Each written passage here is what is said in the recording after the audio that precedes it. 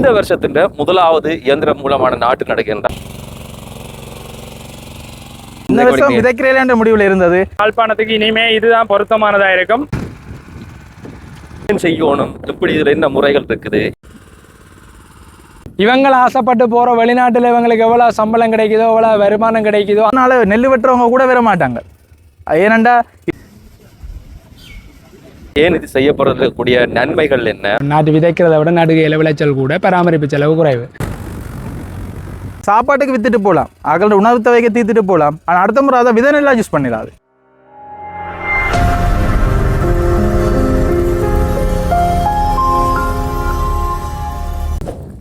எல்லாருக்குமே வணக்கம். நவாலியில் ஒரு வயல்வெளி, அதுலேயும் நவாலி வடக்கு அந்த இடத்துல நாங்கள் இருக்கிறோம். விதைப்புக்குரிய காலம், மழை, ஒரு இயற்கையோடு சேர்ந்துடக்கூடிய இந்த சாயலில் நிறைய பேர் நிறைய விதமாக தங்களுடைய விவசாய நடவடிக்கையை மேற்கொண்டிருக்கோம்.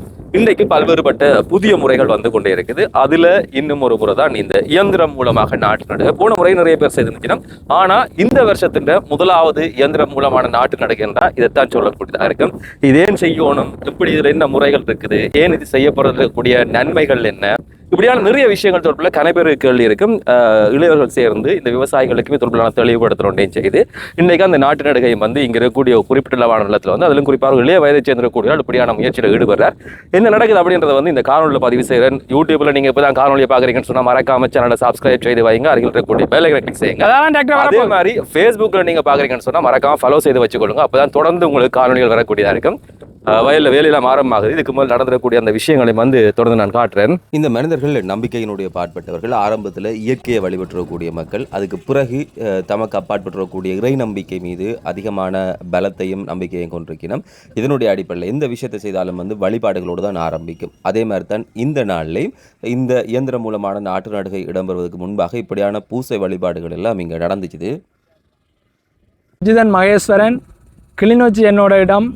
யாழ்ப்பாண பல்கலைக்கழகத்தில் பிஎஸ்சி அக்ரிகல்ச்சர் இளமானி படிப்பையும் முதுமானி பட்டப்படிப்பு விவசாயத்தில் பேராதனை பல்கலைக்கழகத்திலையும் அக்ரிகல்ச்சர் இன்ஜினியரிங்கில் முடித்தோம். அது விவசாய பொறியியல் படிச்சுட்டு நாங்கள் இந்திரா குழுமம் என்று சொல்லி ஒரு நிறுவனத்தை, நான் தாயின் கேஆர் நிறுவனத்தை இப்போ நடத்தி வர சுரேன் கணேச பிள்ளை, இதை விட இன்னும் 2 பேரும் சேர்ந்து என்ற மாதிரி இந்த நெல் நாட்டு நடுற நடவடிக்கையும் ஆரம்பித்தோம்.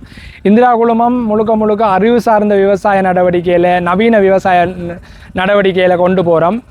அதால் தான் எங்களால் விளைச்சலை கூட்டையிலும் செலவை குறைக்கலும்ன்றது எங்கள்ட மோட்டோவாக எங்கள்ட கோட்பாடாக இருக்குது.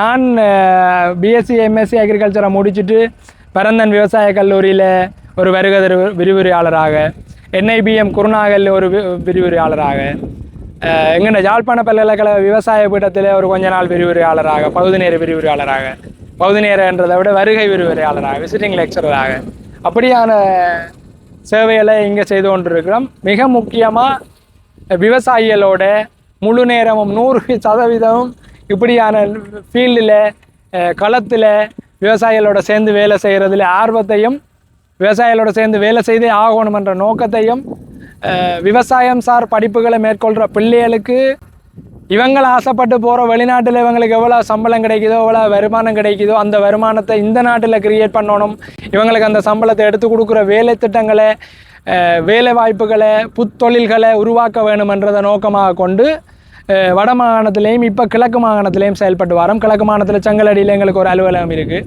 கிளிநொச்சியில் எங்கள்ட தலைமை அலுவலகம் இருக்குது. வேறு மற்ற மாவட்டங்களுக்கும் மாகாணங்களுக்கும் நாங்கள் இப்போ நிறைய சிங்கள பிரதேசங்களில் இருந்து நிறைய சிங்கள விவசாயிகள் இப்போ எங்களை தோடி வரினோம். வார கிழமையும் ஒரு அனுராதபுரத்தில் இருந்து வர்ற விவசாயிகளுக்கு ஒரு பயிற்சி கொடுக்க இருக்கோம். கிளிநொச்சியில் போய் நிறைய பயிற்சி கொடுக்குறோம். வெளிக்கந்த மாதிரியான பிரதேசங்களில், அப்படியான பிரதேசங்களில் இந்த தொழில்நுட்பங்களை மீள அறிமுகப்படுத்தி அங்கேயும் இருக்கிற இளம் யுவதிகளுக்கு, இளைஞர் யுவதிகளுக்கு தொழில் வாய்ப்பையும் உருவாக்கி, அதே நேரம் விவசாயின்ற விளைச்சலையும் அதிகரித்து விவசாயியும் நல்லா வாழ வச்சு, அந்த தொழில் வாய்ப்புகளை பெறுற இளைஞர் யுவதிகளையும் நல்லா வாழ வச்சு இலங்கையை அடுத்த கட்டத்துக்கு கொண்டு போகணுமென்ற ஒரு நோக்கத்தோடு செயற்பட்டு வர்ற ஒரு ஆள். கலக்க போகிறேன் வயலில் ஒருக்கா உழுது விட போகிறேன். நேற்றையான உழவு கொஞ்சம் காணாது, ஒருக்கா திருப்பி ஒருக்கா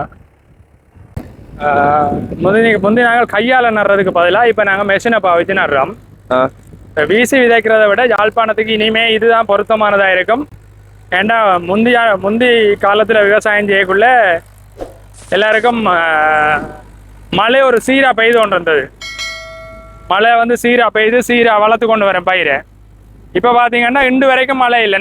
நேற்று விடி 5 மணிக்கு தான் மழை பெய்யுது. இதில் ஃபஸ்ட்டாக இவர் இறைச்சி நடவடிக்கிட்டவர். அப்போ முதலாக 5 மணிக்கு மழை வந்திருக்கிறார். அந்த மழையையும் கொஞ்சம் இறைச்ச தண்ணியையும் சேர்த்து வச்சுக்கொண்டு நாங்கள் இன்றைக்கு இதை கலக்கி போட்டு மிச்சத்தை நடப்போகிறோம். யாழ்ப்பாணத்தில் காலநிலைக்கு சீரமைவான விவசாயம் இந்த இயந்திர நெல் நாற்று சொல்லப்பட்டாலும் யாழ்ப்பாணத்தில் இது செய்ய இயலாது என்ற ஒரு கருத்தொண்டு கணக்க விவசாயிகள்கிட்ட இருக்குது. ஆனால் நாங்கள் என்ன சொல்கிறோம்னு சொன்னால், வேலைக்கு புழுதியில் போட்டு பயிராகக்கூடிய காணிகள் இருக்குது, அது வேறு. ஆனால் புழுதியில் போட்டாலும் ஒரு கட்டத்தில் தண்ணி வந்து திடீரென்று மழை பெய்யுமா இருந்தால், புயல் மழை சூறாவளி மலையல் மாதிரி பெரிய மழை திடீரென்று வருமா இருந்தால் ஒரேடியாக தண்ணி நிறைய வரும் உள்ளுக்கு வயலுக்குள்ளே என்று சொல்லி யோசிக்கிற இடங்களில் நாட்டு நடுக பொருத்தமாக இருக்கும். அதை விட இப்போ இப்படியான பக்கத்து வயலை பார்த்தீங்கன்னா தெரியும், இந்த வயல் விதைச்சிருக்கணும். ஆனால் பாருங்கள், பயிர் ஒரு சரிவாக எல்லா நேரமும் எல்லா இடமும் ஒரே அடியாக வளர்ந்து எல்லாம் இல்லை. இந்த மூலைக்குள்ள பயிர் இல்லை, இந்த மூலைக்குள்ள பயிர் இனி தண்ணி வந்தால் அழியும். இப்போ வயல் மட்டப்படுத்தி எல்லாம் நீட்டாக வச்சிருப்போமா இருந்தேன்னு சொன்னால் நாட்டு நடுகையில் நிறைய விளைச்சலையும் நாட்டு நடுகையில் நிறைய சீரான ஒரு வயல் செய்யவும் பார்க்கலாம். அதை விட எல்லாத்தையும் விட யாழ்ப்பாணத்தில் இப்போ பண்டி நெல், அந்த களை நெல் என்று சொல்லப்படுற வீடி ரைஸ், பண்டி நெல், கிழக்கி நெல் என்று சொல்லப்படுற அந்த நெல்லுகளின் தாக்கம் கூடவே இருக்குது யாழ்ப்பாணத்தில். ஒரு போகம் செய்யப்படுற காணியாக இருந்தாலும் யாழ்ப்பாணத்தில் இப்போ கிட்டத்தட்ட 50% காணிகள் 50% காணிகள் எங்களுக்கு இப்போ பண்டி நெல் வந்துட்டுன்ற மாதிரியான தகவல்கள்லாம் இருக்குது. இப்போ பண்டி நெல் எங்களுக்கு ஏற்கனவே தெரியும், வேறு கிருமி நாசினிகள் புல் நாசினிகளால் அவரை கண்ட்ரோல் பண்ண இயலாது. இப்படி வரியில் நாட்டிட்டு இதை காட்டுங்க, இப்படி வரியாக நாட்டிட்டு இந்த வரிகளுக்கு இடையில இருக்கிற இடைவெளியை நாங்கள் எங்கள்கிட்ட வீடரால் அடித்து போகிற போது அதுக்குள்ளே இருக்கிற பண்டி நெல்லும் கலப்பு நெல், கிழக்கி நெல் எல்லாமே புல் எல்லாமே செத்துடும். அப்போ இந்த கலைநாசினிக்குரிய தேவையும் கட்டுப்படுத்தப்படுது, தேவை இல்லாமல் ஆக்கப்படுது. அவ்வாறான ஒரு முயற்சி தான் இந்த இயந்திர நெல் நாட்டு நடுகை. காலப்போக்கில் யாழ்ப்பாணத்தில் இயந்திர நெல் நாட்டு நடுகை ஒரு பெரிய விஷயமா வரும். ஒரு கிட்டத்தட்ட 36,000 ஏக்கர் செய்கிற யாழ்ப்பாணம் மாவட்டத்தில் 10,000 ஏக்கருக்கு மேலே இயந்திரம் மெஷினாலாம் நாட்டலாம், இல்லை மெஷின் தான் நாட்டணுமன்ற மாதிரியான ஒரு தேவை ஒன்று விவசாயிகளால் உணரப்படும்ன்றது எங்கள்ட கருத்து. என்னென்னா முக்கியமாக 2 விஷயம், இந்த பருவமழை பிந்தி முந்தி பெய்கிறது, அடுத்தது பண்டி நெல். ரெண்டையும் கட்டுப்படுத்துறதுக்கு இந்த ஒரு சொல்யூஷனை விட்டால் யாழ்ப்பாணத்தில் வேறு சொல்யூஷன், வேறு தீர்வுகளுக்கு போக இயலாதுன்றது எங்கள்ட கருத்தாக இருக்குது. இப்போ இது நடுகைக்கு முதல்ல என்ன இருக்கும்? இல்லை, நடுகைக்கு முன்னுக்கு இந்த நாற்றுகளை நாங்கள் போட்டு தயார் செய்யணும். இந்த நாற்று பார்த்தீங்கன்னா சாக்கில் போட்ட மாதிரி இருக்கும், ஆனால் சாக்கு இல்லை, நெல் இந்த வேர் தான். இதை திருநெல்வேலியில் பனிக்கர் லைனில் போட்டு 15 நாள் 18 நாள் இது 406 நாற்று, பிஜி 406 சொல்லப்படுற இனம். 15 நாள் 18 நாள் பராமரிச்சுட்டு கொண்டு வரணும். 4 மாதம் நெல்லுன்னு சொன்னால் கிட்டத்தட்ட ஒரு 22 நாள் வரைக்கும் நாட்டலாம். பார்த்தீங்கன்னா இதில் மேலே வெட்டி இருக்கிறதுன்னு தெரியும். இந்த வெட்டினை ஏன் வெட்டுறோம்டா, இப்போ போன போகத்துலேருந்து நாங்கள் வெட்டுறோம். இந்த கையால் நாட்டுறாக்கள் நுனியை பிச்சு போட்டு நடுறதுல விளைச்சல் கூடன்னு சொல்லிக்கிறோம். இப்போ நாங்களும் செய்து பார்த்தோம், நாட்டை மேடையிலேயே வச்சு வெட்டி போட்டு, இப்போ இந்த நாட்டி போட்டு வெட்டியலானே, இப்போ வெட்டி போட்டு நாட்டுவோம்னு சொல்லி செய்து பார்த்தா அதில் விளைச்சல் கூடன்றதை நாங்களும் கண்டு கொண்டோம். அதுக்கு பிறகு இப்போ எல்லா நாற்றுகளும் வெட்டி பட்டு தான் நடவடுது. இதில் ஒரே ஒரு பிரச்சனை, இந்த நாட்டை வேறு ஒரு மேட்டுக்காணியில் மழை வந்தால் தாண்டு போகாத ஒரு மேட்டுக்காணியில் போட்டு பராமரித்து அதை எடுத்துகிட்டு வந்து இங்கே நாட்ட வேணும். அது மட்டும்தான் இதில் இருக்கிற இஷ்யூ. எதுவும் தொகையாச்சு எங்களுக்கு பெரிய பிரச்சனை இல்லை. இப்போ 1 ஏக்கர் 2 ஏக்கர்ன்னு சொல்லி ஒரு தனித்தனி விவசாயம் வீடுகளில் செய்ய பழகும் வரைக்கும் இது ஒரு 100 ஏக்கருக்கு ஒரு நாட்டு போடுற ஒரு இடத்தை செட் பண்ணி, இப்போ கிளிநொச்சியில் நாங்கள் ஒரு 150 ஏக்கர் நாட்டு போடக்கூடிய ஒரு காணி வச்சுருக்கோம், மேட்டு காணி உண்டு. அதில் நாட்டை போட்டு பராமரிச்சுட்டு தான் வடமானதில் அங்கால யாழ்ப்பாணத்தை விட அங்கால எல்லாம் வவுனியா வரைக்கும் கிளிநொச்சியிலேருந்து தான் நாட்டு கொண்டு போகிறோம். இப்போ வவுனியா மாதிரியான மாவட்டங்களில் வேறு அங்கேயே ஒரு 50 ஏக்கர் 100 ஏக்கர் ஓர்டர் வேறு வழி கிடைக்கக்குள்ள நாங்கள் அங்கங்கே நாட்டு சென்டர்களை ஏற்பாடு பண்ணணும். இன்னும் பார்த்தேன்னு சொன்னால் கலை கொண்டு இருக்குது, கட்டாயம் ஒரு கலக்கணுமா? இப்போ இந்த இயந்திர முறை மூலமாக நாட்டுக்கு தானே, அப்படி செய்யக்கல கட்டாயம் கலந்து போட்டு தான் கலக்கி நாட்டுறது ஒரு முறை. இப்போ கலக்கிறது உண்மையாக நாங்கள் என்னத்தை நீங்கள் நெல் விவசாயத்தில் தண்ணியை கட்டி வைக்கிறது கலக்கிறது என்னத்தை இதண்டா திரும்ப ஒரு 6-10 தரம் உழுவுறேன் என்னத்தை ஏன் செய்கிறீங்கன்னு விவசாயியை கேட்டிங்கன்னா புல்லுன்ற ஒரே ஒரு கதை தான் சொல்லுவான், அப்படியா சொல்லுவான்.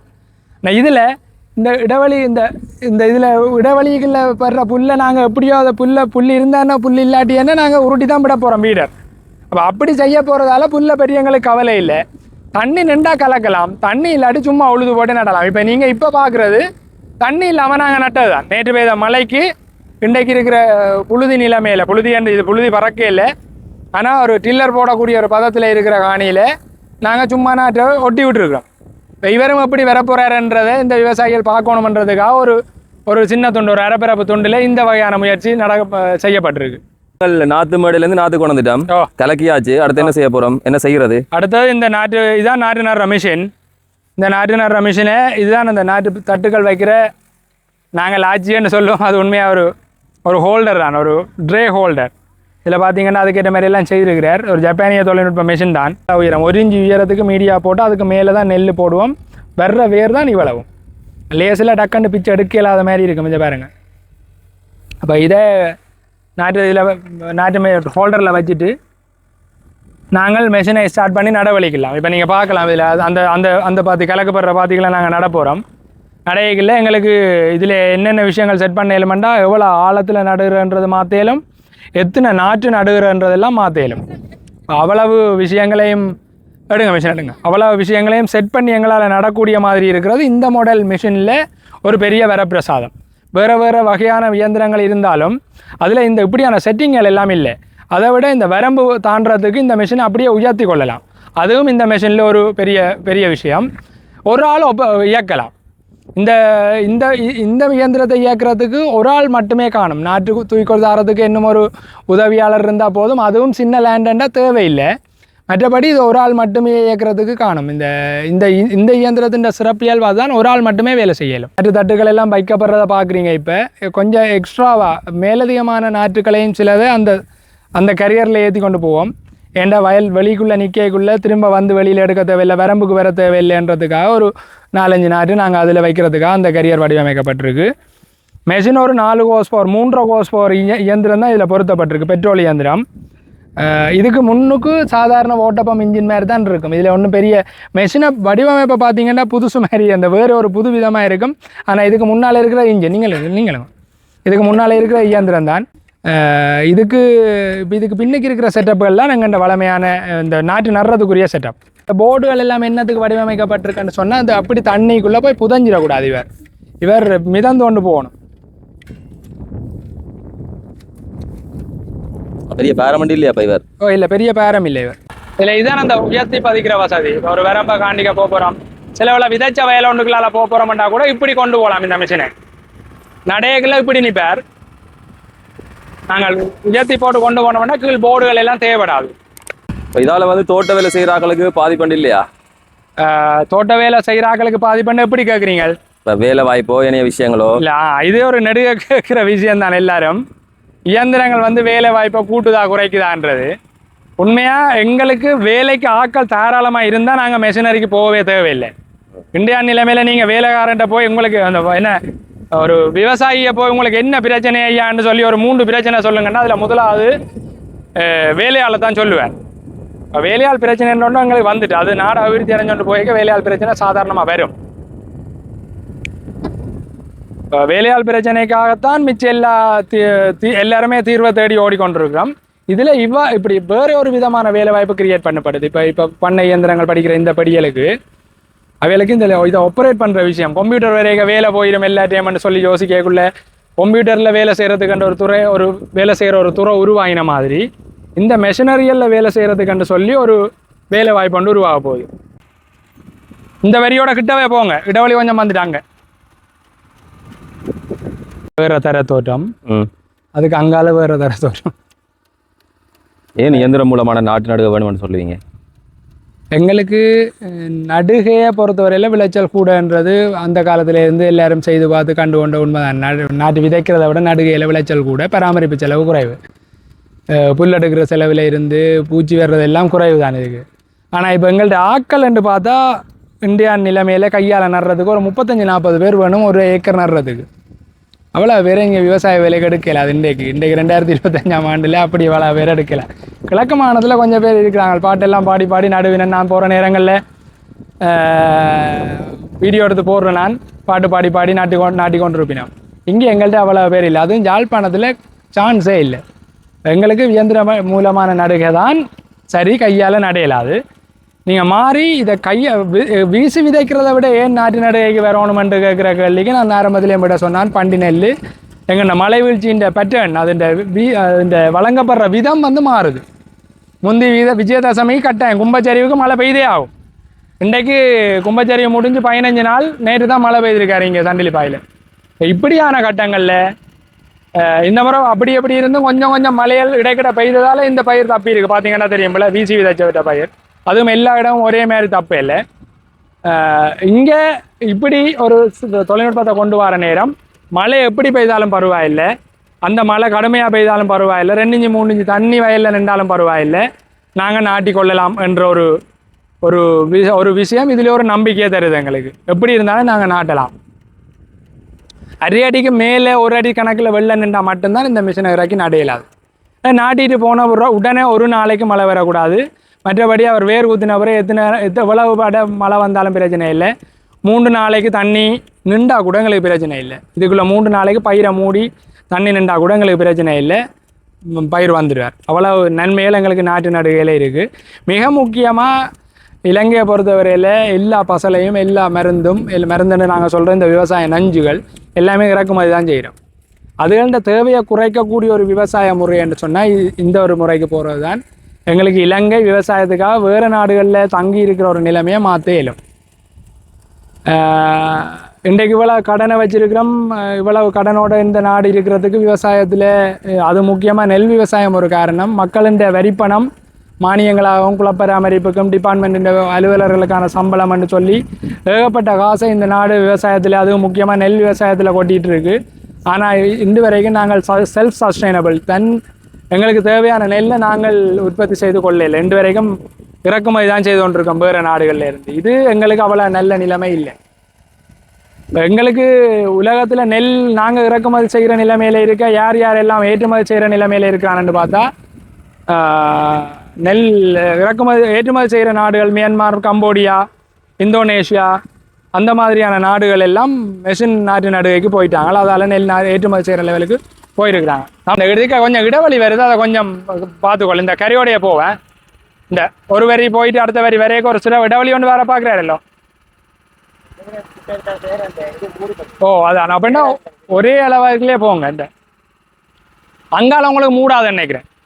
இதுக்கு ஸ்லோவாக போயிட்டு இதுக்கு ஸ்லோவாடி இங்கே நிறைய விஷயத்த சொல்லிக்கல வந்து இந்த இயந்திரம் மூலமான நாட்டடுகு எப்படி இருக்கும் அப்படிங்கிறலாம் சொல்றீங்க. இது வந்து இந்த மண்ணிலே அல்லது இங்கே இருக்கக்கூடிய விவசாயிகளை பொறுத்தவரை ஒரு சாத்தியமானது அல்லது வெற்றி அளிக்கக்கூடிய ஒரு முயற்சின்னு சொல்லுவீங்களா?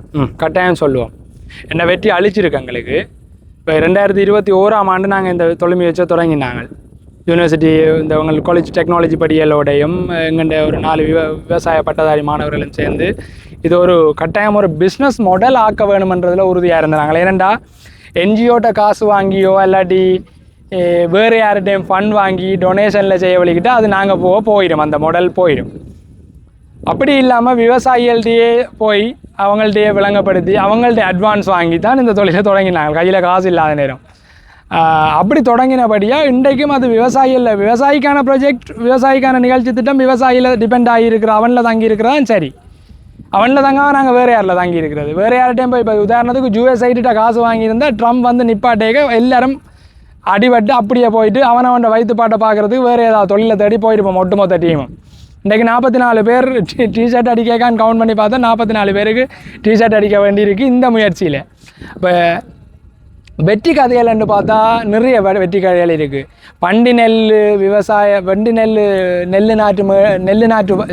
நெல் வயலில் 8 தொடக்கம் 10 மூடை அடிச்சிட்டு இருந்த வயலில் நாங்கள் 20 மூடை அடிக்க வச்சுருக்கோம் கிளிநொச்சியில். எங்கள் கமக்காரமைப்பு தலைவர் ரவி அண்ணாண்ட வயலுக்கு நீங்கள் யாரோட எப்போ என்னாலும் வந்து பார்க்கலாம், ரவி அண்ணா மீட் பண்ணலாம். கொமர்ஷியல் பேங்கோட ஒரு ப்ராஜெக்டில் ஒரு சின்ன உதவி திட்டம் அவருக்கு கிடச்சி அவர் அதில் 10 ஏக்கர் வயலை பண்டி நெல்லிலேயும் இருந்து திருத்தி இந்த முறை இந்த பெரும்போதுக்கு அவர் நடாமல் விதைச்சு பார்க்க போகிறேன், பண்டி நெல் எவ்வளோ கண்ட்ரோல் ஆகிருக்குன்னு பார்க்க போகிறேன்னு சொல்லி விதைச்சிருக்கேன். திரும்பவும் நட போகிறேன். அப்படியான வெற்றி கதைகள் இருக்குது. இதில் பெரிய பிறந்தன் கமக்கார அமைப்பு தலைவராக இருந்த ஐயா கந்தசாமி ஐயான்னு சொல்லி பிஜி 300 வெள்ள நெல்லினம் 2021ஆம் ஆண்டு அவருக்கு அரை ஏக்கர் 19 மூடை, ஏக்கருக்கு 38 மூடை அடிச்சுது. அதில் எல்லாம் சாதாரண விளைச்சலே ஒரு ஏக்கருக்கு 20 மூடை 25 மூடை வர வயல்கள் 5ஆம் பேக்காலில் ஏக்கருக்கு 38 மூடை என்ற கணக்கில் அரை ஏக்கருக்கு 19 மூடை என்ற கணக்கில் அவருக்கு ஒரு விளைச்சல் ஒன்று கொடுத்துருந்தது. இந்த போன போகம் எங்களுக்கு இந்த 2025 சிறுபோகம் மட்டக்களப்பில் உன்னிச்ச கண்டத்துக்குள்ள உன்னிச்சக்குள்ள பாய்ச்சலுக்குள்ள 8ஆங்கட்டு என்ற இடத்துல சுத்தப்போடியார் என்று சொல்லுவோம். சித்தானந்தன் அவற்ற பேர். அவரும் மாவட்ட சபை அக்ரிகல்ச்சர்கள் அவன் காமக்காரங்க பிள்ளையெல்லாம் கொஞ்சம் பேசப்படுற விவசாயி ஒரு ஆள். அந்த விவசாயிக்கு 42 மூடை பிஜி 366 கிடச்சிது பண்டிநெல் வயல்.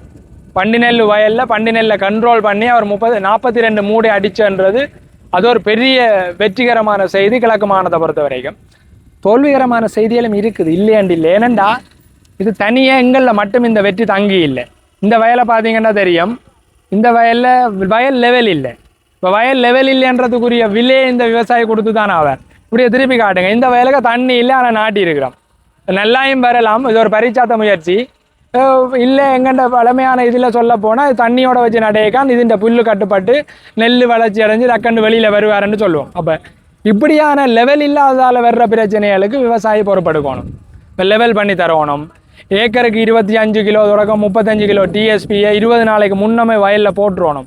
அதால் தானே அதுக்கு அடிப்பசலை என்று பேர், அடிக்கட்டு பசலை. அது அடுத்தது 10 நாளைக்குள்ள ஒரு வீடரும் 20 நாளைக்குள்ள ஒரு வீடரும் 2 தரமாக அந்த வீடரை உருட்டணும்.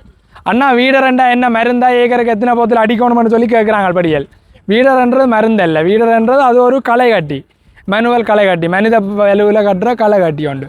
அப்போ அந்த களை கட்டியை இந்த இடைவெளிகளை இதை காட்டுங்க, இந்த இடைவெளிகளை அதை ஓடணும், அதை உருட்டணும். அதை உருட்டுறது ஒன்றும் பெரிய வேலை கிடையாது. சின்ன வயசில் பனங்கொட்டை வண்டியில் உருட்ட தெரிஞ்ச அவ்வளோ பேரும் அதை உருட்டையிலும். இப்போ நீங்கள் கேட்ட வேலை வாய்ப்பு இல்லாமல் போகுதான்றது உண்மையாக இல்லை. வேலை வாய்ப்பை நாங்கள் இங்கே உருவாக்கியிருக்கிறோம். இதில் நாட்டுற பையனுக்கு 1 ஏக்கருக்கு 5000 ரூபா சம்பளம். அவர் ஒரு நாளில் 2 ஏக்கர் சிம்பிளாக நாட்டலாம், 3 ஏக்கர் நல்ல தராதரமாக வந்துட்டு ஒருத்தரால் 3 ஏக்கர் நாட்டலாம். வானிலை காலநிலை எங்கண்ட கள நிலைமையை பொறுத்து 3 ஏக்கர் நாட்டலாம். எப்படி இருந்தாலும் 2 ஏக்கர் சிம்பிளாக நாட்டிடுவாங்க. 2 ஏக்கர் நாட்டுற ஒருத்தருக்கு ஒரு நாளைக்கு 10,000 ரூபா சம்பளம் கொடுக்குது இந்த தொழில். இன்றைக்கு அக்ரிகல்ச்சரை படிச்சுட்டு ஃபார்ம் மெஷினரி படிச்சுட்டு வெளிநாட்டில் தான் தொழில் தொடரணுமன்ற நிலைமையை நாங்கள் இல்லாமல் ஆக்குறோம்.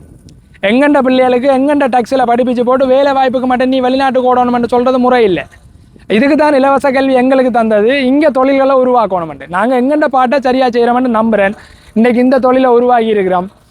இல்லை விவசாய பொருளியல் அல்ல விவசாய பொறியியல் படித்த பிள்ளைகள் இலங்கையில் எந்த மூலையில் இருந்தாலும் எல்லாருக்கும் ஃப்ரான்ச்சைஸி ஆப்பர்ச்சுனிட்டி கொடுக்குறோம். 100 ஏக்கர் ஒரு ஃப்ரான்ச்சைஸிக்கு அலோகேட்டட். ஒரு கேஎஃப்சி மாதிரி ஒரு இடத்துல 100 ஏக்கர் நாட்டுறது நாங்கள் இந்திரா குரூப்ன்ற பேரில் எங்களோட சேர்ந்து அவையல் செய்யலும்.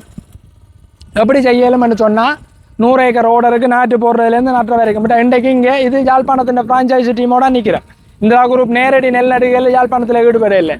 அதில் நிற்கிற அனுசாந்தினியும் சுதர்சனம் எங்கண்ட பல்கலைக்கழக கல்லூரியில் பண்ணை பொறியியல் படித்த பிள்ளைகள் ஏற்கனவே ஒரு முறை இந்திரா குரூப்போட இணைஞ்சு இந்த யாழ்ப்பாண பிரதேசத்தில் செய்திருந்தாங்க. இந்த முறை ஃப்ரான்ச்சைஸியாக ஃபுல் அண்ட் ஃபுல் அவை தான் செய்யணும். நாங்கள் இங்கே தொழில்நுட்பத்தையும் இது உறுதிப்படுத்தப்பட்டு செய்யப்படுதா என்றதையும் பார்க்குறதுக்கு எங்கண்ட 5 வருஷம் அனுபவத்தை கொடுக்குறதுக்கு வந்து நிற்கிறமே தவிர இந்திரா குரூப்பால் நான் அல்லது ஏதாவது ஒரு எங்கண்ட ஒரு அலுவலர் வந்து நிற்பினமே தவிர இதில் முழுக்க செயல்படுறது அவங்க தான். இப்போ யாழ்ப்பாணத்தில் 36,000 ஏக்கர் செய்கிறோம். 36,000 ஏக்கர்னா ஒரு ஃப்ரான்ச்சைஸிக்கு நாங்கள் 100 ஏக்கருக்கு மேலே கொடுக்க இயலாது. ஏன்னா 100 ஏக்கர் தான் அவையால் செய்ய இயலும். என்ன தான் பெரிய டிராக்டர்கள் இதுகள் லாஜிஸ்டிக்கை வச்சுருந்தாலும் 100 ஏக்கர் தான். இப்போ இங்கே பாருங்கள், பெருக்கி பாருங்கள், 360 ஃப்ரான்ச்சைஸிக்கு இங்கே சந்தர்ப்பம் இருக்குது. 36,000 ஏக்கர் நட்டா நாங்கள் 36,000 ஏக்கர் நடவேணாம். 3,600 அதில் 10% 3,600 ஏக்கர் நடப்போகிறோம்னு பார்த்தாலே 36 ஃப்ரான்ச்சைஸிக்கு எஃப்னால சந்தர்ப்பம் இருக்குது. அங்கால வன்னி பக்கங்கள்ல எல்லாம் எடுத்து பார்த்தா சிறுபோகமும் இதே மாதிரியான சந்தர்ப்பம் இருக்குது. அப்போ அதே உழைப்பு கூட டொலரில் வெளியில் வர்ற வருமானத்தை விட விவசாயத்தால் இலங்கையில் வருமானம் உழைக்க இயலுமென்று கிரியேட் பண்ணுற ஒரு நிலைமையை நாங்கள் இங்கே உருவாக்க வலிக்கிறோம். அந்த நிலைமை தான் இலங்கையில் விவசாயத்தை முன்னேற்றம் பண்ணி நாங்கள் மனசார நம்புகிறோம். ஒரு கட்டிக்காரனாக படிக்கிற ஒவ்வொரு தரம் விவசாயத்தில் சொல்கிறேன், ஒவ்வொரு தரம் தொழில் தேடி தண்ட குடும்பத்தை வளப்படுத்துகிறேன், தான் நல்லா இருக்க போகிறேன்னு சொல்லி வெளிநாட்டுக்கு போகிற நிலைமையில் இலங்கையில் விவசாயத்தை மேம்படுத்த இயலாது. இங்கே இருந்து வெளிநாட்டுக்கு கல்வி நடவடிக்கைக்காக போகிற விரிவுரையாளர்கள் கூட 50% மேலே 50 ரகம் 60%, 65-70% நின்றுறாங்க வெளிநாட்டிலேயே. இங்கே திரும்பி வாரதில்லை. அவங்க திரும்பி வரணும், அவங்களுக்கான ஆப்பர்ச்சுனிட்டி இங்கே நாங்கள் கொடுக்கணும். அந்த நோக்கத்தில் தான் இந்த தொழில்துறையை உருவாக்கி இருக்கிறோம். இந்த தொழில்துறை நல்லா வந்து அடுத்த கட்டத்துக்கு கொண்டு போய்க்கல வேறு பயிர்களுக்குள்ளேயும் நவீன விவசாய முறையில் கொண்டு வரது எங்கள்ட நோக்கம். இது இந்த துண்டு வந்து ஒரு 3-3.5 பரப்பு வருமென்று நம்புகிறேன். நீங்கள் அதில் நெல் பரப்பு 24 பரப்பு படி இதை கிட்டத்தட்ட ஒரு அரை மணித்தியாலத்துக்கு 45 நிமிஷம் 30 நிமிஷத்துக்கு 45 நிமிஷத்துக்கு முறையில் இந்த தம்பி நட்டு முடிச்சிருக்கேன். எங்களுக்கு இந்த மெஷினால் ஏக்கரை ஒரே அடியாக ஒரு எல்லாம் நிலமும் காலமும் சரியாக இருந்தேன்னு சொன்னால் ஒரு நாளில் 3.5 ஏக்கர் 4 ஏக்கருக்கு போயிடும். ஆனால் நாங்கள் ஆப்ரேட்டர்ஸே மாறி வேகப்படுத்தினா அப்புறம் நெல் பிரச்சனை ஆகும்ன்றதுக்காக 2 ஏக்கர் தான் நாங்கள் நட சொல்கிறோம். இப்போ கொஞ்சம் எக்ஸ்பீரியன்ஸ் கூடின அனுபவமான ஆப்ரேட்டராக வந்துட்டினோம்னு சொன்னால் பைலட்டுன்னு சொல்லுவோம். இதில் கொஞ்சம் பெரிய பைலட்டாக வந்துட்டோம், நல்ல பைலட்டாக ஃப்ளைங் ஹவர்ஸ் கூடின பைலட்டாக வந்துட்டோம்னு சொன்னால் மேக்ஸிமம் 3 ஏக்கருக்கு போகலாம். 3 ஏக்கருக்கு மேலே அலோவ் பண்ணுறது இல்லை. ஏன்னா கடும் வேகமான அடையக்குள்ளே எங்கண்ட நிலத்துக்கு கொஞ்சம் நெல் பிரச்சனை கொடுக்குறார். எங்கண்ட விவசாயிகளும் நிலத்தை வடிவாக சமனாக வச்சுருக்க பழக வேணும். இதில் பார்த்தீங்கன்னா அந்த அதில் ஒரு புட்டி இருக்குது, இங்கே பள்ளம் தண்ணி நிற்கிது. அந்த புட்டிக்கு 1 இன்ச்சு தண்ணி விட்டால் இந்த பள்ளம் பயிர் நிலத்தில் தாளும். இப்படியானதுகள் எல்லாம் நாங்கள் முன்னேறும் வரைக்கும் நாங்கள் 3 ஏக்கர் 4 ஏக்கரை அச்சீவ் பண்ண இயலாது. குறிப்பாக வந்து இந்த இயந்திரம் வந்ததா இல்லை செய்ததா என்ன? இல்லை இது இயந்திரம் இது கிட்டத்தட்ட இது பழைய மிஷின் ஐயா. இது கிட்டத்தட்ட 50 வருஷத்துக்கு முன்னுக்கு சைனா, ஜப்பான் மாதிரியான நாடுகளில் அறிமுகப்படுத்தப்பட்ட மிஷின். 1980ஆம் ஆண்டு குண்டசாலையில் கொண்டு வந்து வச்சேன்னு சொல்லி கேள்விப்பட்டிருக்கேன். இந்த மிஷின் ஒன்று இருந்தது அவங்க படித்தாக்கள் சொல்லியிருக்கிறோம். அதை விட முக்கியமாக 2005-2006 காலப்பகுதிகளில் இலங்கை ஃபுல்லாக ஒரு 600 மிஷின் ஃபுட் ஃபர்ஸ்ட்ன்ற திட்டத்தின் கீழே மைத்ரி ஐயா இருந்த நேரம்னு நினைக்கிறேன். அது நேரங்களில் கொடுக்கப்பட்டது. ஆனால் பெருசாக விவசாயிகள்ட்ட அது பெரிய முன்னிலை பெற இல்லை. ஏன்னா அது அந்த முக்கியமாக நான் எல்லா இடமும் சொல்கிறேன்னா நெல் நாட்டு நடவை பொறுத்தவரையில் ஒரு தொழில்நுட்பத்திலேருந்து இன்னொரு தொழில்நுட்பத்துக்கு போயக்குள்ளே இந்த டென்னிஸ் போலில் கிரிக்கெட் விளையாடி போட்டு ஹாட் பாலில் கிரிக்கெட்டுக்கு மாறைக்குள்ளே போலை மட்டும் மாற்றினா பல்லுடைய வண்டி வரும். பிச் மாற்றணும், பேட் மாற்றணும், உரிய பேடுகள் எல்லாம் போடணும், ஹெல்மெட் போடணும்னு சொல்லி நிறைய விஷயம் இருக்குது. மெஷினை மட்டும் மாற்றி போட்டு அது வேலை செய்யலை, ஃபெயில்னு சொல்லி போட்டு விட்டுட்டாங்க. நிறைய இடங்களில் ஈவன் அந்த நேரம் தலைவராக இருந்த ஜனாதிபதியாக இருந்த மைத்ரி ஐயா வந்து தானும் சரத்தை கட்டிக்கொண்டு இறங்கி நாட்டின வயல்களில் கூட வீடர் போடப்படையில்லை. அதுக்கு நான் சாட்சி. கிளிநொச்சியில் வீடர் போடப்படையில்லை. அதெல்லாம் மருந்தடித்தவங்க விவசாயிகள். அதுக்கான பிரச்சனை வீடர் அந்த நேரம் இருக்கே இல்லை, வீடர் போடணுமென்ற சொல்லிக் கொடுக்கப்படையில்லைன்னு சொல்லி கொஞ்சம் பிரச்சனைகள். சொல்லிக் கொடுக்கப்பட்ட விவசாயிகளும் அது வீடர் போடுறத விட மருந்தடிச்சு விடலாம், மருந்தடித்தா விளைச்சல் குறையும்ன்றது தெரியாது, நாங்கள் அடிச்சிட்டோம்னு அது கணக்க பிரச்சனை. அப்படி அல்லாமல் இதுதான் தொழில்நுட்பம், இப்படி தான் செய்யணும் என்று சொல்லி சரியாக செய்யப்படுற போது விளைச்சல் அதிகரிப்பாக காணக்கூடிய மாதிரி இருக்குது. மெஷின் ஜப்பானில் இருந்து இறக்குமதி தான் செய்யப்பட்ட மிஷின். இது குபோட்டா ஜப்பான் மிஷின், எல்லாருக்கும் தெரியும். குபோட்டா ஜப்பான் பிராண்ட் தான். அப்போ மெஷினை அப்படி கொண்டு வந்த மிஷினை தான் நாங்கள் இங்கே பயன்படுத்தி கொண்டிருக்கோம். உங்களை தொடர்பு கொள்ளலாம் என்ன மாதிரி இந்த விலை விவரங்கள் எல்லாம் எங்களை தொடர்பு கொள்ளையிலும் எங்கள்கிட்ட நம்பர் இதில் கீழே தருவார் சாந்தன் கொடுங்க நம்பரை. என்னால் ஒருக்கா சொல்லியும் பெறுறேன். 307 90 6383ன்றது என்னோட தொலைபேசி இலக்கம். நீங்கள் தொலைபேசி மூலம் தொடர்பு கொள்ளலாம், வாட்ஸ்அப் மூலம் மெசேஜ் பண்ணலாம். தொலைபேசி மூலம் தொடர்பு கொள்ள பிரச்சனையாக இருந்தால் வாட்ஸ்அப்பில் மெசேஜ் பண்ணுவோம். நெல் விவசாயம் சார்ந்த அனைத்து பிரச்சனைகளுக்கும் நாங்கள் தீர்வு கொடுக்க வலிக்கிறோம். இப்போ எங்கள்கிட்ட ஒரு ட்ரோன் இருக்குது, ட்ரோனால் மருந்தடிச்சு கொடுக்குறோம், பசலை போட்டு கொடுக்குறோம். இந்த சேவையை பொறுத்த வரைக்கும் ஒரு ஏக்கருக்கு எங்கள்கிட்ட கட்டணம் நாங்கள் இப்போ வசூலிக்கிறோம். ஒரு ஏக்கருக்கு 50,000. 50,000த்தில் நீங்கள் 30,000 அட்வான்ஸாக பே பண்ண வேணும். பே பண்ண உடனே உங்களுக்கான வித நெல்லுகள் எடுத்து நாங்கள் நாட்டு போட வலிக்கிட்டுருவோம். 50,000 கட்டணத்தில் வித நெல் எங்கண்ட பொறுப்பு, தட்டுக்கள், வித நெல் போடுற தட்டுக்கள், பிறகு அதை விதை பரிகரணம் செய்து அதை வித நெல்லை போட்டு 15 நாள் அதை பராமரித்து வளர்த்தெடுத்து இந்த நாட்டு தட்டுகளாக இந்த இயந்திரங்களையும் தட்டுகளையும் உங்களோட வயலுக்கு எடுத்து வரதுலேருந்து நாட்டி விடுற பொறுப்பெல்லாம் வெங்களோட. சாப்பாடு தண்ணி எல்லாம் வெங்களோட கணக்கு. இந்த பையனுக்கு சம்பளம் நீங்கள் கொடுக்க தேவையில்லை, பெட்ரோல் நீங்கள் அடித்து தர தேவையில்லை, எல்லாமே உள்ளடங்களாக தான் அந்த 50,000. வெற்றில பார்க்க போடுற பழக்கம் எங்கள்கிட்ட இல்லை, இருந்தாலும் அந்த செலவும் எங்களோடது. அப்போ அனைத்து செலவுகளும் உள்ளடங்களாக 50,000. அப்போ நாங்கள் என்ன செய்யணும் ராஜிதனண்டா, இந்த வயலை உழுது தந்துட்டு நீங்கள் வெளியில் போகலாம்னா வெளியில் போங்கன்ற அர்த்தம் இல்லை, வெளியில் நிற்கணும். நீங்கள் வயலேருந்து அந்த வயல்காரன் எல்லோரும் நிற்கணும். இதில் ஒரு வேலையும் உங்களுக்கு இல்லை, நாட்டு கூட நீங்கள் தூக்கி கொடுக்க தேவையில்லை. ஒரு வேலை தூக்கி கொடுக்க வேண்டி இருந்தால் அது இந்த சம்பளத்தை நாங்கள் கழிச்சிடுவோம். ஒரு வேளை நீங்கள் சாப்பாடு வேண்டி தந்தால் அந்த சாப்பாடு காசெல்லாம் அந்த 50,000த்தில் கழியும். இதில் முக்கியமாக முதலாவது பசலையும் நாங்கள் போட்டு தான் எடுத்துகிட்டு வருவோம். ஏன்னு சொன்னால் 15-18 நாள் எங்கள்கிட்ட நிற்கிறபடியாக முதலாவது பசலை போடுற காலம் அங்கே வந்துடும். முதலாவது பசலை நாங்கள் போட்டுருவோம். 2வது 3வது பசலை தான் நீங்கள் வயலில் போட போகிறீங்க. நாட்டின உடனே நீங்கள் 2வது பசலையில் ஒரு பக்கத்தை நீங்கள் இங்கே போடுவீங்க. மற்றதெல்லாம் வயலில் நீங்கள் வளமையாக போடுற மாதிரி போட்டுக்கொள்வீங்க. முக்கியமாக களை நாசினி அடிச்சிடவே கூடாது. ஏனென்றால் இவ்வளோ இடைவெளியில் நிற்க போகிற பயிர் 1,60,000 தொடக்கம் 2 லட்சம் பயிர் தான் நிற்க போகுது வயலில். களை நாசினி அடித்தா அவ்வளவும் விளைச்சலை குறைச்சி தான் தீரும். 30% விளைச்சலை களை நாசினி எடுக்கும். அந்த விளைச்சலை நாங்கள் கொடுத்துடக்கூடாது ஒரு 2 லட்சம் பயிரில். இப்போ கட்டாயம் நடப்போர்னு முடிவெடுக்கிறவர் வீடர் உருட்ட ரெடியாக இருக்கணும். வீடர் எங்கள்கிட்ட வாடகைக்கு இருக்குது. ஒரு நாளைக்கு 1000 ரூபா, அரை ஏக்கர் ஒரு ஆள் உருட்டலாம்.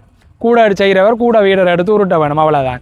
கூடிய சீக்கிரம் நாங்கள் இயந்திர வீடர்களை, ஆட்டோமேட்டிக்காக புல்லு பிடுங்குற மெஷினரிகளை, ஜெர்மன் டெக் அங்கண்ட யூனிவர்சிட்டி காலேஜ் மாதிரியான பல்கலைக்கழகங்களோட சேர்ந்து வெகு சீக்கிரம் நாங்கள் அதை டிசைன் பண்ணிடுவோம். பெரிய சேலஞ்சுகள் எல்லாம் வந்தது. உண்மையாக நாங்கள் கிளிநொச்சி விவசாயிகளுக்கு நன்றி சொல்லணும். இந்த இடத்துல ஒரு 20 இல்லை 30 ஏக்கர் 33 ஏக்கரை முதலாக எங்கண்ட கதையை நம்பி தந்தது அந்த 33 ஏக்கர் கிளிநொச்சி விவசாயிகள். அதுக்காக நாங்கள் இப்போயும் கிளிநொச்சியில் 5000 ரூபா விலை குறைச்சி வச்சுருக்கிறோம்.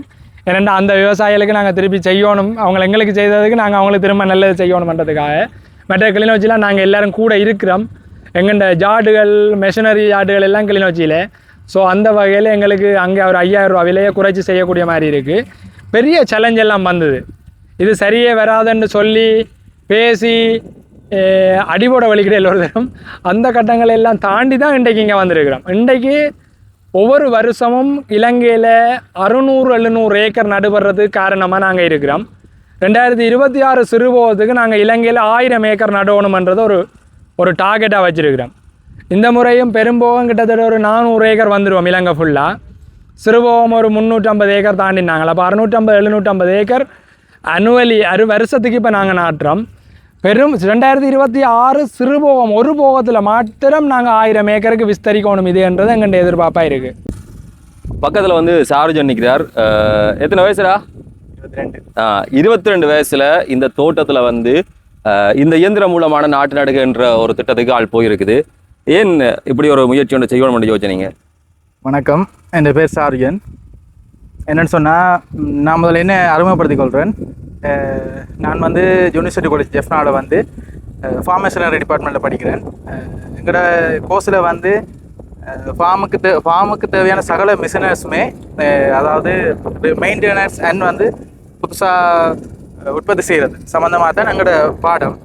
நாங்கள் அதில் படிக்கிறது மட்டுமில்லை, எங்களுக்கு ரியல் லைஃப்பில் என்னென்ன ஃபார்மர்ஸுக்கான பிரச்சனை இருக்குது, என்னென்ன அவங்க தோட்டம் செய்யும்போது அவங்களுக்கு ஏதாச்சும் இயற்கையால் வர்ற பிரச்சனையோ சரி, அவங்க செய்கிற மிஸ்டேக்காலேயோ சரி, என்னென்ன பிரச்சனை இருக்குது, அவங்கள இப்போ என்னென்ன எதிர்நோக்குறாங்கன்றதை நாங்கள் அறிஞ்சு கொண்டு அதை நாங்கள் நிவர்த்தி செய்ய வேண்டியது நாங்கள் கவர்மெண்ட்டு ஒரு இடத்துல படிக்க அது கவர்மெண்ட்டுக்கு நாங்கள் செய்ய வேண்டிய ஒரு நன்றி கடனாகவும் இருக்கும், அவங்களுக்கு தேவையான பிரச்சனைகளை தீர்த்து வைக்கிறது. அப்போ அந்த நோக்கத்தில் எங்களோட ஏரியாவை பொறுத்த மட்டும் இது வந்து நவாலி எல்லை பகுதி. இந்த பகுதியில் வந்து நவாலி வடக்கு எல்லை. இந்த பகுதியில் வந்து இப்போ முதல் இருந்த விட ஒரு 3 வருஷத்துக்கு முதல் இருந்ததை விட இப்போ வந்து வயல் வந்து எல்லாமே விதைக்கப்படாமல் காரணமாக இருக்குது. போய் ஃபார்மர்ஸ்கிட்ட கேட்டால் என்ன சொல்கிறாங்கன்னு வந்தால் பண்டி நெல் வருது, கிடைச்சி புல் வருது, மற்றது வந்து கோரப்புல் வருது, வந்தோடனே புதுசாக வர பயிரை விடாமல் நாங்கள் போகிற உரத்தையோ சரி, நல்ல மருந்துகளையோ சரி அது எடுத்து சத்துக்கள் எடுத்து புல் வளர்றதால நெல்லுக்குரிய வேரோட்டங்களோ பண்டி நெல் வளர்ச்சி கூடுறதால நெல் வந்து கதிர் பெறாமையோ சரி, சரியான ஒரு அழிவத்தம் கொண்டிருந்ததை தவிர நாங்கள் போடுற உரங்களாலேயோ சரி, நாங்கள் மினக்கட்டு செய்கிற செலவுகள் அதுகளால் நல்ல ஒரு பிரயோசனம் பெறாது. அப்போ நான் வந்து யோசித்தது வந்து எங்களோட இடத்துல கொண்டு வந்து இந்த ரான்சப் பிளான்டிங்ன்ற ஒரு நல்ல விஷயம் இருக்குது. இயந்திரம் மூலமாக நெல் பயிர் நாட்டுறது, அதை செய்தால் இவ்வளவுக்கும் தேவையான ஒரு சவாலாக இருக்கும். இவ்வளவு பிரச்சனையை தீர்த்து கொண்டு நல்ல ஒரு விவசாயிகளுக்கு தேவையான ஒரு பிரயோசனமான ஒரு லாபகரம் ஈட்டக்கூடியமான ஒரு நல்ல ஒரு முறையாக இருக்குமென்றதை எதிர்பார்த்து தான் இந்த விஷயத்தை வந்து எங்களோட ஊரில் செய்யணும்ன்றதால. மற்ற வந்து எங்களோட டிபார்ட்மெண்ட்டில் ஒரு ப்ரொஜெக்ட் ஒன்று இருக்குது. 5 செமிஸ்டர் முடிஞ்ச வகையோட ஒரு ஃபார்மர்ஸுக்கு தேவையான ஒரு ட்ரைனிங் ப்ரோக்ராம் செய்தே ஆகணும். அப்போ ட்ரைனிங் ப்ரோக்ராமோட சேர்த்து இதையும் செய்து காட்டினா ஃபார்மர்ஸுக்கு ஒரு நல்லதாக இருக்கும். நாங்கள் எங்களோட படிப்புக்காக மட்டும் செய்யாமல் இன்னொருத்தண்ட பிரயோசனத்துக்காக செய்யணுன்றதால ஃபார்மர்ஸுக்கான ப்ரோக்ராம் மார்னிங் செய்து பிறகு ஈவினிங் வந்து நேரில் ப்ராக்டிக்கலாக வந்து நட்டு காட்டுறன்ற ஒரு முடிவில் வந்து செய்து காட்டுறோம். பார்த்தா தெரியும் என்ன மாதிரி இந்த இயந்திரம் நடுகுது, என்ன மாதிரி கேப்பில் நடுகுது, எப்படி செய்யுதுன்னு சொல்லி. என்ன இந்த கேப் எப்படி மெயின்டைன் பண்ணுறோம்னு சொன்னால், இந்த பைஸ் வந்து இப்போ நெல் பயிருக்கு தேவையான கேப்ஸுகள் இப்போ ஒரு ஆரஞ்சு கேப்புக்கு ஏற்ற மாதிரி தான் பயிரை நடுவோம். பயிர் நடையும் போது அந்த பயிர் தனக்கு தேவையான ஒரு காற்றோட்டமான இடத்தையோ காற்றோட்டமான சூழலையோ உருவாகி கொள்ள முடியும். அதனால் தன்னால் நல்லா ஒரு வளர்ச்சிகரமான இடத்தை அது வந்து தெரிந்தெடுக்கக்கூடிய மாதிரி ஒரு முறையாகவும் இருக்கும். சார் என் கடைசியா இந்த வயல் எல்லாம் எப்போ விதைச்சீங்க? இது வந்து போன வருஷம் விதைக்கவே இல்லைண்ணா. என்ன பிரச்சனைடா பண்டி நெல் பிரச்சனை, கிடைச்சி புல்லு பிரச்சனை. நெல் நட்டோன்னா மேலால வரும் கிடைச்சி பண்டி நெல் வரும்.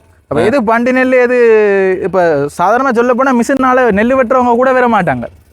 ஏனண்டா இதை வெட்டினா அடுத்த வயல்காரன் நெல்லா இருக்கிற பயிர்காரன் யோசிப்பான், பண்டி நெல் வெட்டின மிஷின் அதுக்குள்ள ஏதாச்சும் மிஸ் ஆகிருக்கலாம், அதை நான் வெட்டினா இப்போ சாப்பாட்டுக்கு வித்துட்டு போகலாம், அகலோட உணவு தேவைக்கு தீர்த்துட்டு போகலாம். ஆனால் அடுத்த முறை அதை விதை நெல்லாக யூஸ் பண்ணிடாது, விதை நெல்லாக பயன்படுத்துகிற கஷ்டம். வந்த ஒரு தேவைக்காக இப்போ விதைக்கவே இல்லை. போன வருஷம் விதைக்கவே இல்லை. அப்புறம் இந்த வருஷம் விதைக்கிறேன்ற முடிவில் இருந்தது.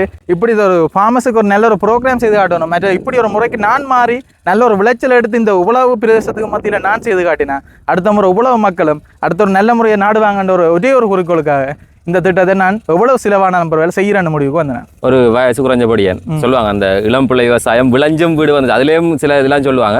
பாரம்பரியமான சில முறைகள் வந்து இந்த மண்ணுக்கு இருக்குது. அதிலும் குறிப்பாக நம்ம யாழ்ப்பாணிசை பொறுத்தவரை வந்து சில இதில் விட்டு கொடுப்புக்கு இடம் இல்லை. அப்படி இருக்கல வந்து இந்த விவசாயம் பாரம்பரிய முறையை விட்டுட்டு இயந்திர மூலமான இந்த நடுகைக்கு போறீங்க அப்படின்றதுல வந்து என்ன சொன்னவங்க எல்லாருமே சொன்னது, நீங்கள் கொண்டு மிஷினால் பவருக்கு செய்துட்டு அது வந்து ஃபெயிலியராக போகிறது தான், மிஷினால் நடுறது சாத்தியக்கூறு இல்லை வேறாரும் அப்படியெல்லாம் கனமுறை சொன்னவங்க. எங்களுக்கு வந்து நேராகவே நான் போன வருஷம் ப்ராக்டிக்கலாக இந்திரா குடும்பம் செய்தது வந்து நேராக பார்த்துருக்கிறேன், வேறு வீடியோஸ்கள் பார்த்துருக்கிறேன். எங்களுக்கு நாங்கள் ஃபார்ம் மிஷினரி படிக்கிறதால இந்த மிஷினரிஸால் என்ன மாதிரி நாங்கள் நகரெல்லாம் எப்படி நகர்னா எப்படி மாற்றங்கள் வருமென்ற ஒரு தெரிஞ்சபடியாக தான். இப்போ நான் போய் சாதாரணமாக ஒரு ஃபார்மருக்கு சொன்னால் இப்படி செய்யுங்க நல்லதுன்னு சொன்னால் அவங்க ஏற்றுக்கொள்ள மாட்டாங்க. ஏன்னா அவங்களுக்கு அதுக்கான நாலேஜ் இல்லைன்னு சொல்லிடாது, அதுக்கான நாலேஜுக்கான அவங்களுக்கு ஸ்டெப்ஸ் அவங்க வந்து தியரி வைஸாக அவங்களுக்கு தெரியாமல் இருக்கலாம். இப்போ நாங்கள் நேரடியாக படிக்கிறதாலையும் ஒரு மிஷினரிஸையும் ப்ராக்டிக்கலாக செக் பண்ணுறதாலையும் எங்களுக்கு இதை பற்றி தெரியும். அதனால் நான் முதல் எடுத்து ஃபார்ம் மிஷினரி படித்த நானூறு ஆள் இதை எடுத்து செய்தால்தான் அடுத்த தலைமுறை இதை பார்த்து அடுத்த நடைமுறை அடுத்த ஒரு நல்ல ஒரு வளர்ச்சி அடைஞ்சு ஃபார்மர்ஸ் வந்து இங்கே எங்களோட நாட்டை பொறுத்தவரை வெளிநாடு என்னமோ தெரியல, எங்களோட நாட்டை பொறுத்தவரையில் நாட்டில் வறுமை கோட்டு கீழே இருக்கிறது ஃபார்மர்ஸ் தான். அப்போ ஃபார்மர்ஸ் ஒரு நல்ல நிலைமைக்கு வரணுமாண்டா, இப்படியான நிலைமைக்கு மாறத்தான் வேணும்.